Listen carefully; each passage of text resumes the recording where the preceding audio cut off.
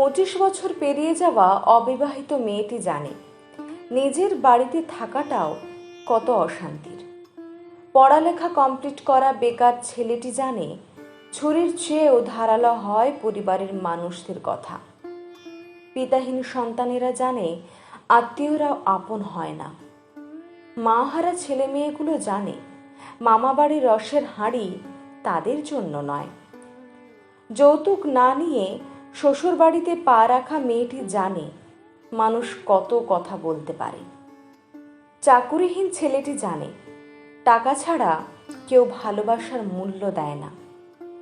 কালো মেয়েটি জানে গুণের কথা বললেও সবাই বাস্তবে খোঁজে রূপ। ডিভোর্সি মেয়েটি জানে সংসার ভাঙার দায় কেবল তারই মাথায়। সুস্থ মানুষেরা ভাবে এই পৃথিবীতে কেউ না কেউ তো তার আপন, কিন্তু পাগল জানে স্বার্থের পৃথিবীতে কেউ কারোর নয়।